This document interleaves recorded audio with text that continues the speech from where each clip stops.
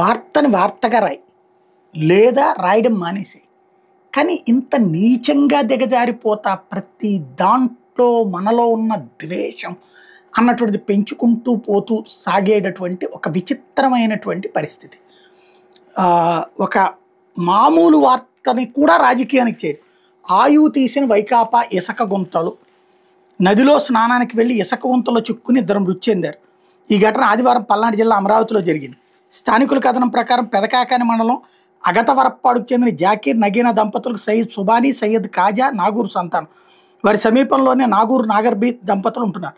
వారి కుమారుడు సయ్యద్ కాదర్వలి, కుమార్తె సంతానం. సయ్యద్ కాజా గుంటూరు ఆటోనగర్లో కూలి పని చేస్తున్న, కాదర్వలి గుంటూరులో ఉర్దూ నేర్చుకుంటున్నాడు. బక్రీద్ మరుసటి రోజు ఆదివారం సరదాగా 2 కుటుంబాల వాళ్ళు కలిసి నదీ స్నానానికి అమరావతికి వెళ్ళారు.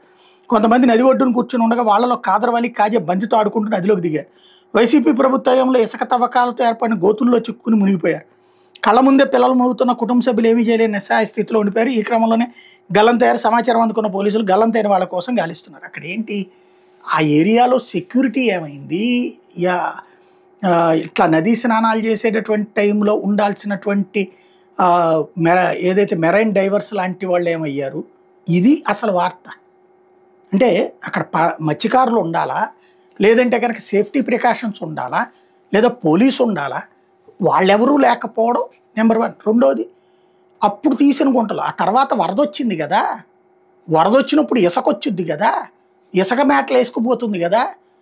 ఇక్కడ జరిగింది ప్రమాదం ఈ ప్రభుత్వ హయాంలో అయితే ఇది కూడా ప్రభుత్వం తప్పేమి కాదు. అక్కడ వాళ్ళు కొట్టుకుపోవడం అన్నటువంటిది ఖచ్చితంగా పొరపాటు జరుగుతుంది. దాంట్లో జాగ్రత్త ఎంతవరకు వెళ్ళాలో అంతవరకు ఒక ఇది పెట్టేసేయాలి. ఇప్పుడు మనకి విజయవాడలో ఏది కనకదుర్గ ఘాట్ కానీ అక్కడ ఏం చేస్తారు, ఐరన్ పోల్స్ పెడతారు.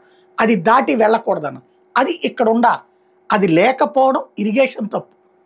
ఒకవేళ గుడివాళ్ళు నిర్వహిస్తుంటే గుడివాళ్ళ తప్పు, ప్రభుత్వపు తప్పు. అది సెటరేట్ చేయమని చెప్పాల్సింది పోయి దీంట్లో అప్పుడు తీసిన గుంటల్లో ఇప్పుడు పడ్డారు అనే ఇలాంటి దిక్కుమాలని నీచ జర్నలిజం ఎవరి కోసం చేస్తున్నారు వీళ్ళు?